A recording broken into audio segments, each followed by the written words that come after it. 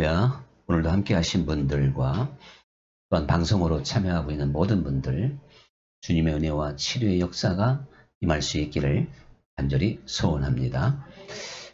거라사인 한 사람이 귀신에 들렸는데, 귀신 들린 사람이 가정에서 머물 수 없겠죠. 그래서 그가 들로 산으로 뛰쳐 다니다가 결국 귀신들이 좋아할 만한 무덤에 머물게 됩니다. 그리고 그는 날마다 소리쳤고 돌을 가지고 자기의 몸을 상하게 하면서 피를 흘리는, 그래서 집안에 있을 때는 사람들이 그를 제어하기 위해서 이제 손에 착고를 채우고 또한 쇠 사슬로 이렇게 꽁꽁 여러 번 묶었습니다. 그런데 그러할 때마다 여지없이 그 손에 있는 착고를 깨뜨렸고 또한 쇠사슬을 끊었다. 참 대단한 힘이죠. 강한 이제 귀신이 들렸기 때문에 사람의 힘을 초월하는 그러한 힘이 나오게 되었던 게 이제 사실인데요. 그러니 우리 이 귀신 들린 사람을 우리가 한번 상상을 해 본다면 그의 모습이 얼마나 광포하고 험악하고, 그리고도 어떠한 참 흉측한, 또한 더러운, 머리는 풀어 헤쳤을 것이고 온몸에 피가 흐르는 무시무시한 그러한 것들을 분명하게 연상을 하게 됩니다. 그래서 그를 보는 사람마다 두려워했고 피했고 상당히 이제 아주 기피의 그러한 대상이 됐던 게 사실입니다. 그런데 이 성경에 이 거라사인의 이야기, 그리고 결국 주님께서 그를 치료해 주시니까 옷을 단정하게 입고 정상적인 사람으로 이렇게 앉게 되므로 많은 사람을 놀라게 했다고 그랬는데요.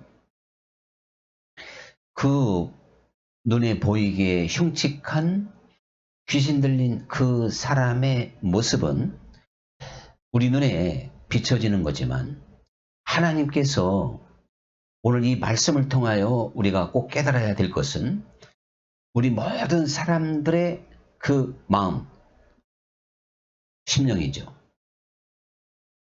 그것을 볼 때 이 거라사인의 모습을 사실은 보고 있다는 것을 암시하고 있는 겁니다. 정확하게 말씀드리면 그 거라사인의 흉악한 모습, 냄새 나는 것보다 우리의 속사람, 거듭나지 못하고 새로워지지 못한, 즉 육적인 자연 이내에 우리 인간의 그 내면의 세계가 사실 이렇게 더럽고 추하다는 것을 보여주고 있기도 하다, 그런 이야기죠. 그래서 에레미야가 그랬잖아요. 만물보다 부패한 것이 사람의 마음이다. 막 부패해서 그 썩어져가는 냄새가 우리 속에서 막 나는 거잖아요. 또 같은 에레미야 6장 7장에 보면요, 6장 7절에 보면 샘이 그 물을 막 쏟아낸 것 같이 그가 그 악을 바라니 질병과 창상이 내 앞에 계속 하느니라. 하나님이 택한 이스라엘 백성들의 그 마음에서 악이 샘솟듯이 계속 나오니까 하나님 앞에는 그게 아주 썩어져가는 질병과 막 창상, 그 어떤 사람의 그 부패한 냄새, 썩은 냄새 얼마나 고약해요. 이 거라사인의 냄새는 아무것도 아닙니다. 이게 바로 변화맞지 못하고 하나님의 형상으로 새로워지지 못하는 모든 인간들의, 지금 죽어진 자의 인간의 모습을 우리는 이 거라사인을 통해서 이렇게 한번 생각해 보게 된다, 그런 이야기죠. 그런데 하나님은 우리 속은요, 이렇게 막 썩어지고 냄새나고, 그래서 사실 모든 사람이 이 고라사인처럼 막 소리치고, 그리고 자기 몸을 돌로 찢고 다른 사람에게 위협하고, 이렇게 참 정상적인 삶을 잃어버려야 되는데요. 누구든지 아주 정상적인, 그러니까 어떻게 보면 아주 교양 있는, 인터리전트라고 그러죠. 인터리전트한 삶을 멋있게 살아가고 있는 것은 우리에게 이성을 주었기 때문에 그래요. 근데 하나님께서 우리 사람들을 만드실 때 이 이성의 세계는 바로 자유의지의 세계인데요. 하나님도 거기를 간섭하지 않습니다. 그래서 우리의 선택이 중요한 거예요. 이 자유의지, 즉 이성의 세계가 굉장히 중요한 겁니다. 그래서 심은대로 거둔다는 게 바로 그래서 나오는 건데, 하나님도 얼마든지 우리를 로봇처럼 말이죠. 우리의 이성, 즉 생각과 마음을 좌지우지할 수 있지만 하나님이 스스로 그렇게 하지 않기로 작정하셨듯이 마귀도 사실은 우리 이성의 영역을 침투하지 못하도록 만들었다는 사실이죠. 그래서 사람들이 내면의 세계는 부패하고 냄새나고 온갖 더러운 것들이 많지만요, 위장할 수 있는 거예요. 이성적으로. 그래서 이렇게 멋있어 보이게, 그리고 교양 있게 말과 행동을 자기를 이렇게 좀 절제하면서 나타낼 수가 있는 겁니다. 근데 귀신 들린 사람은 이성의 영역에 마귀가 침입을 한 거예요. 그것도 하나님의 창조 섭리에 맞지 않지만 어떠한 특별한 경우에 종종 항상 예외가 있는 거니까 이성을 잃고 이성의 세계가 마귀에게 침범당한 것이 바로 귀신 들린 거잖아요. 그러면 자기 통제력을 잃고 자기의 어떠한 상식적인 행동을 잃어버리고 그야말로 정상인과 전혀 다른 행동 거지를 보이게 되는 것이죠. 그래서 주님께서 우리들에게 너희 인생들은 악하고 음란한 세대다. 주님께서 하신 말씀이에요. 우리 사람이 우리 겉 모양은 그렇지만 인격 자체가요, 속사람 자체가 악합니다. 그리고 음란합니다. 그래서 벌어지는 이 세상에 날마다 흉악한 소식들 얼마나 있어요. 또 우리 자신도 주님 앞에 온전히 서지 못했을 때 우리 마음과 생각에서 일어나는 악한 것들을 우리가 느끼면서 깜짝깜짝 놀래기도 하고 회개하기도 하고 정신을 번쩍번쩍 차릴 때가 한두 번이 아니죠. 우리가 또한 주님 안에서 새로워졌다 할지라도 깨어있지 못하면 어느덧 우리의 생각과 마음이 부패해지고 하나님 보시기에 참 이 거라사인과 같은 생각과 마음을 가지게 될 때가 너무나도 많다, 그런 이야기입니다. 그러니 이 악하고 음란한 세대라고 우리를 주님께서 이렇게 말씀을 하셨기 때문에 말씀드린 대로 이 거라사인보다도 더 흉악하고 더럽고 추악한 모습이 하나님 앞에 보여지게 되는 겁니다. 하나님은 사람을 외모로 보지 않고 중심을 보기 때문에 우리 안에 거라사인과 같은 흉악한 것들, 이런 것들을 한번 생각해 본다면 사실 긴장해야 되겠고 하나님 앞에 바로 서기 위한 깨어있음이 있어야 될 줄 믿습니다. 그런데 이 사단이요, 고린도후서 11장 14절에 보면 사단이 광명한 천사처럼 위장해서 사도로 또 하나님의 일꾼으로 일을 하게 된다고 그랬어요.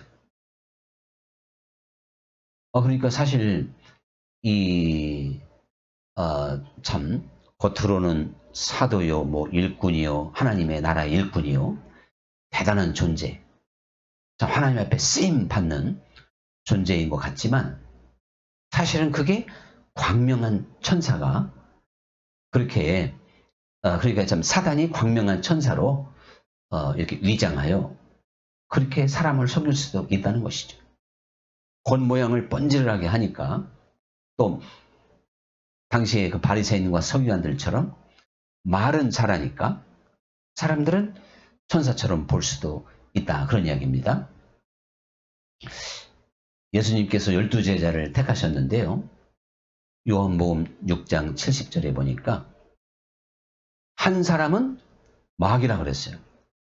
예수님이 내가 너 12를 택하지 아니하였느냐. 그러나 한 사람은 마귀다. 예수님이 직접 한 사람을 지칭하면 너는 마귀다. 이렇게 말씀을 해버려요. 말 것 없이 그게 이제 가룟 유다잖아요.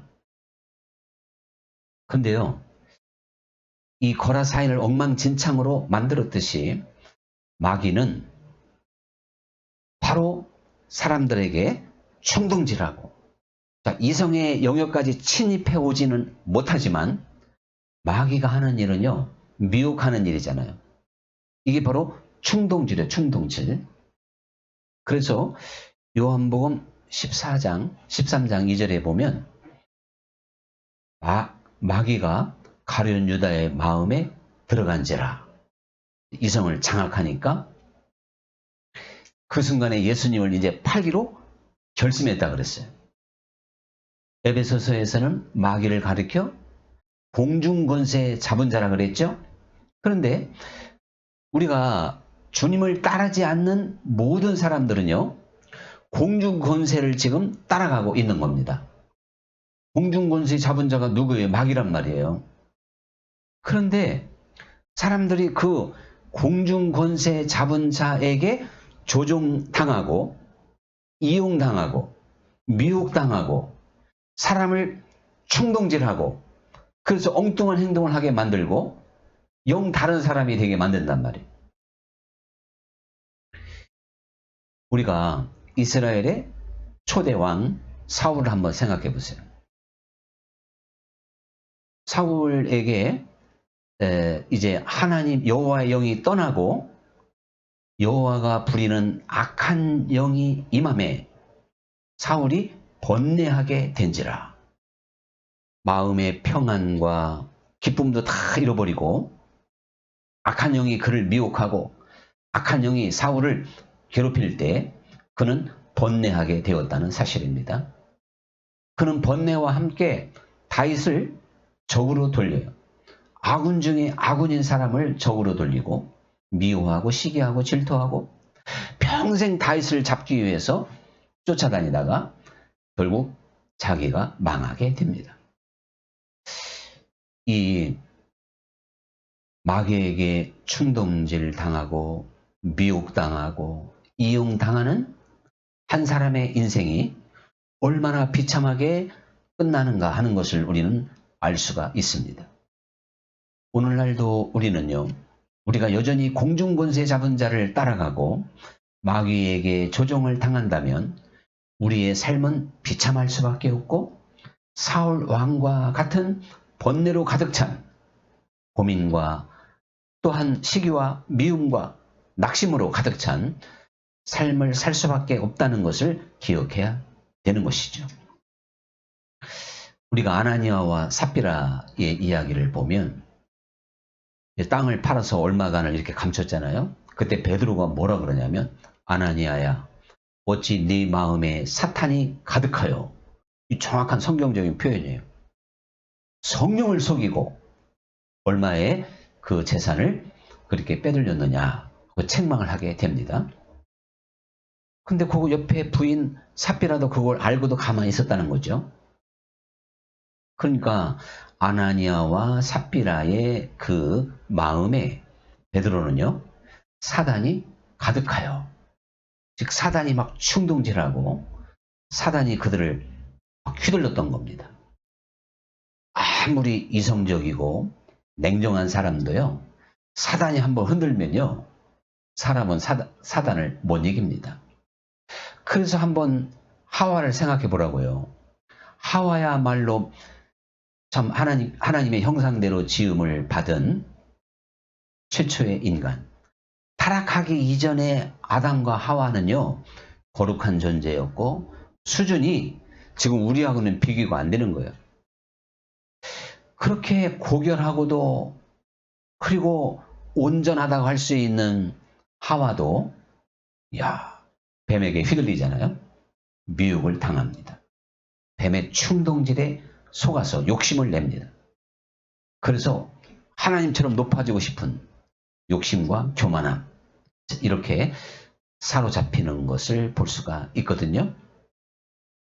이처럼 이 마귀는 사람들에게 역사해서, 그리고 충동질, 또 미혹, 막 어떠한 흔드는 역사. 예수님이 베드로에게 마귀가 너를 밀가부르듯이 밀가부르듯이 막 날아갈 수밖에 없을 만큼 사단이 이렇게 흔들 때 사람들은 그로 인하여 결박당하고 눌리고 포로되고 갇힌 자가 되는 것입니다. 그러니까 예수님께서 이사야 61장 1절의 말씀을 이제 이루기 위하여서 인자가 이 땅에 오므로 갇힌 자, 눌린 자, 포로된 자, 결박된 자를 자유케 하고 그들을 해방시키기 위하여 왔다. 이걸 뭐 육적으로 우리가 생각하면 안 되는 거예요. 지금 거라사인을 치료해서 거라사인에게 자유를 주었던 것처럼 하나님은 우리 안에 있는 이 거라사인의 더러움과 추악함과 악독과 이 모든 것들을 다 깨끗게 하셔서 그것으로부터 자유를 주시는 분인 줄 믿습니다. 그래서 하나님의 아들이 이 땅에 온 것은 마귀의 일을 멸하기 위함이라 그랬잖아요. 이 마귀는 빼앗고 그리고 죽인다 그랬어요. 그러나 인자는 생명을 얻게 하고도 풍성히 얻게 하려 함이라. 이렇게 말씀을 하셨잖아요. 이 거라사인이 귀신에게 잡혀서 가정을 등질 수밖에 없었고 사람들에게 떨어질 수밖에 없었고 정상적인 삶을, 그리고 그 모양이 형편없이 헝클어졌던 것처럼 이제 우리 모든 사람들은요, 하나님의 형상을 잃어버리고 그 아름다움을 잃어버리고 악하고 음란한 세대에 속해 세상 욕심과 욕망으로 정말 하나님의 형상을 잃어버리고 버러지와 금수의 형상이 되었다는 것처럼 이렇게 불결하게 더러운 존재로 타락을 하게 되었는데, 주 예수님께서 우리를 그 가운데서 건져주시고 구원해 주심으로 우리로 하여금 묶인 것을 풀어주시고 우리의 눌린 것을 다 자유케 하시고 우리를 갇힌 데서 해방시켜 주신 겁니다. 그러므로 우리는 주 예수님이 치료했던 이 거라사인처럼 단정하게 옷을 입고 그리고 온유하게 앉아서 이제는 맑은 눈빛으로 예수님을 바라보고 사람들을 보므로 그 사람을 보는 모든 사람들이 다 놀랬다 그랬어요. 여러분, 우리 속에 악한 것밖에 내놓을 수밖에 없는 우리들이 주 예수님의 이름으로 치료받고 깨끗게 되어서 주님의 향기를, 또한 그리스도의 편지가 되어서 우리가 사람들에게 나타남으로 이 세상 사람들을 놀라게 할 수 있는 그러한 능력이 그리스도인들에게 있을 줄 믿습니다. 참 이 세상을 정말 우리가 온유하고요, 겸손하고 사랑으로 살기만 한다면 사람들은 놀라게 될 줄 믿습니다.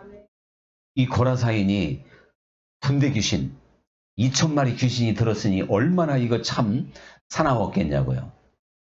다 피하여 도망가던 사람들이 오히려 그로 인하여 놀라게 된 것처럼 오늘 우리도 사람들을 좀 놀래킬 수 있도록 우리의 겉모습뿐만 아니라 속사람이 주 예수님과 동행하고 주님과 하나 되는, 제가 늘 말씀드리는 구원의 그 즐거움, 주님 안에서 먹고 마시고 주님 안에서 순종하는, 주님의 능력으로 사는 그러한 삶을 보여야 되겠습니다. 그 단정한 모습을, 새로워진 모습을. 그런데 사실 이 마귀는요, 그 어떠한 그 영적인 상황에서 또한 많은 사람들을 미혹하고 혼동시킨다는 겁니다. 그래서 열왕기상 22장에 보면 아합 임금이 아주 그 참 우상 숭배의 대명사잖아요. 하나님이 때가 돼서 그 아합을 이제 죽이기로 작정을 합니다. 그래서 전쟁터로 아합을 끌어가요. 거기가 길르앗 라못이라는 곳에서 이제 전쟁을 치르게 됩니다. 상대는 아람 나라예요. 근데 이 아합 임금이 그 유다의 여호사밧 임금과 동맹을 요청하니까 여호사밧이 당신과 나는 한 형제고 내 백성이 당신 백성이고 당신 백성이 내 백성이니 우리가 힘을 합쳐서 저 이방인을 몰아냅시다 하고 선뜻 손을 잡아요. 그러다가 여기 물을 만한 선지자가 없습니까?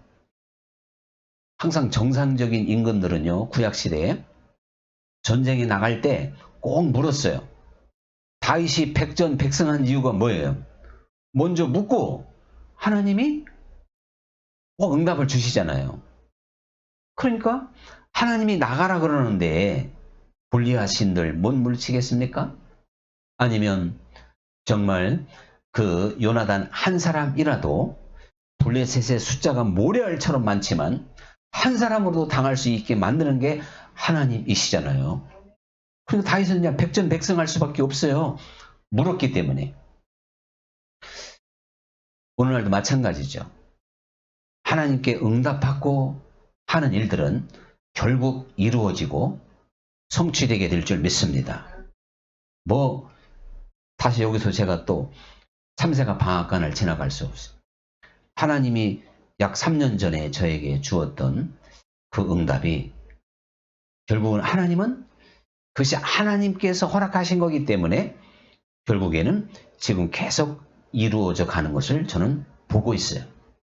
아무도 못 보겠지. 근데 하나님이 저에게 확신시켜 주시고 보고 있습니다. 네. 박자가 좀 늦어도 괜찮아요. 아멘 박자가 늦어도. 어쨌든 이제 그런데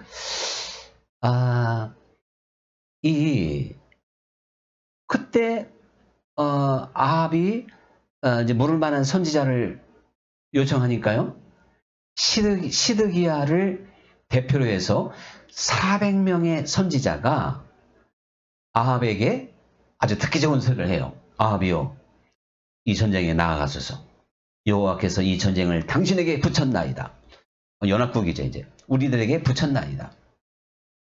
근데 역시 여호사밧은 또 여호사밧이에요. 또 다른 선지자가 없느냐?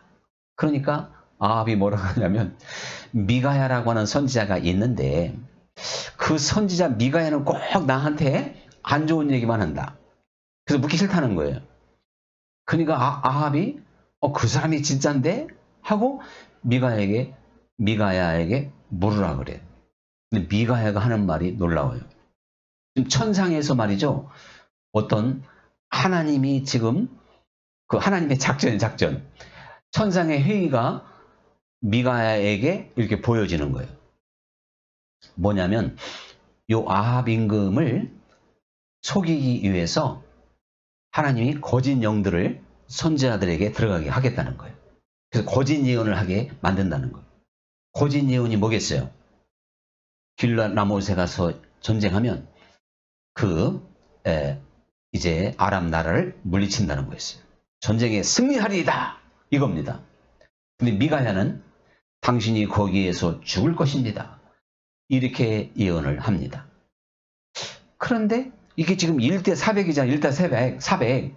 이런 이걸 또 참 여호사밧도 그걸 참 받아들이기 어려웠던 것 같아요. 그러다가 전쟁통에 나갔다가 그냥 혼쭐 나고 여호사밧은 살았지만 아합은 그 전쟁에서 죽었습니다. 이것이 영적 세계인 거예요. 미혹의 영들. 참 이 미혹의 영들이 많이 있는 걸 볼 수 있는데 에레미야 시대에도 마찬가지예요. 에레미야 시대에는요. 에레미야 한 사람이 하나님께서 원하시는 지금 목소리를 냈어요. 성경 뭐 요즘에 그렇다는 게 아니라 성경이 좀 그렇게 돼 있단 말이죠. 그래서 하나냐가 대표자고 거기에 에레미야 이래서 하나냐를 중심으로 수백 명의 그 선지자들이 에레미야와 반대되는 이야기를 합니다. 그러니까 에레미야가 하도 안타까워서 지혜가 있어서 이 일을 깨달을 자가 누구며 여호와의 말씀을 받아서 광포할 자가 누구인고 어찌하여 이 땅이 광야와 같이 타서 지나는 자가 없게 되었느냐. 이렇게 9장 12절에 아주 탄식하는 내용이 나오죠. 결국 역사적으로 볼 때 에레미야의 예언이 맞았잖아요. 에레미야가 그 예언을 하면서 많은 고난을 겪었지만 결국 에레미야의 예언대로 됐다 이겁니다. 그래서 요한일서 4장 1절에 보면 사랑하는 자들아 모든 영을 믿지 말고 하나님께로 났는지 시험하여 보라 그랬어요. 그 요한 사도가 그렇게 말을 했을 때는 당시에 초대교회의 그 가장 위협적인 이단이었던 영지주의자들, 그들은 하나님의 아들 예수님이 인간의 육체를 입고 오셨다고 하는 걸 부인하는 겁니다.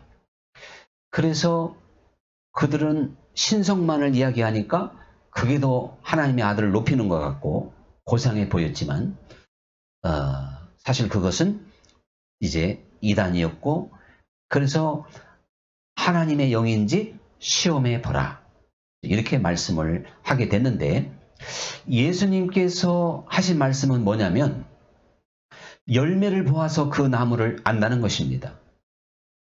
우리가요 아무리 말을 정말 천사와 같이 해도 소용없어요.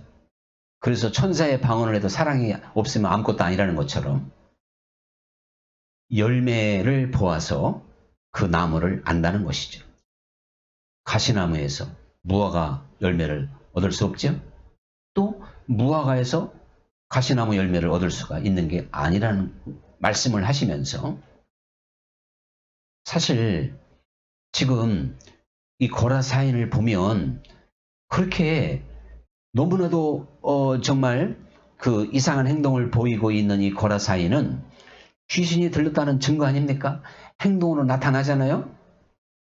오늘 우리의 모든 행동과 우리의 생각과 마음 속에서 열매가 하나님 보시기에 합당해야 됩니다.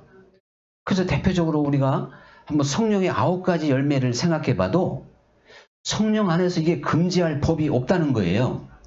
금지할 법이 없다고 하는 것은 이렇게 열매에 맺을 수밖에 없다는 거예요. 하나님의 은혜로 네 능력으로 되는 게 아니고 그래서 사랑, 희락, 화평, 인내, 자비, 양선, 충성, 온유, 절제. 자, 이 9가지 한번 이 단어들을 생각해 봐도 이거 사람의 힘으로 안 되는 겁니다. 우리가요, 이 9가지 열매를 내 생각과 마음 속에 그리고 내 삶 속에서 이제 드러나게 되면 과연 사람들은 우리를 보고 하나님께 영광 돌리게 될 줄 믿습니다. 저도 마찬가지고 꼭 이게 안 되니까 하나님 욕먹이고 나도 욕먹고 이걸 가리켜서 어떻게 해요? 갑오시키 망신이라나? 이렇게 될 수밖에 없는 거예요. 그런데 사실 이 모든 것들을 다 알고 있다 하더라도요. 결국은 쉬지 않고 기도하는 자가 승리하게 되는데 주님께서 기도 외에는 이러한 유가 나갈 수 없다. 이건 바로 뭐냐면 네가 아무리 지식과 또한 많은 것을 알고 있다 하더라도 날마다 쉬지 않고 기도하지 않으면 그 능력이 나타날 수 없어요. 참. 그래서 섰다 하는 자는 넘어질까 조심하라 그랬죠. 참 쉬지 말고 기도하라. 이거 참 성경 말씀 이걸 가지고 무슨 명언이다 이것도 아니고 말씀 자체니까 이게 진리잖아요. 진리.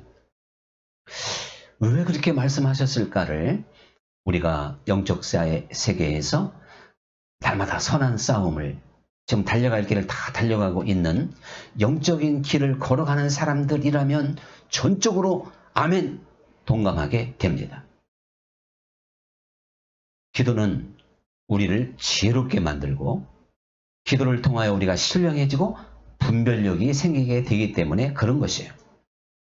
자, 빌립보서 4장 7절의 말씀을 한번 생각해 보면요. 참 그 기도의 위대함을 우리가 한번 더 느껴볼 수가 있어요. 4장 6절 7절이죠. 아무것도 염려하지 말고 오직 모든 일에 기도와 간구로 너희 구할 것을 감사함으로 아리래.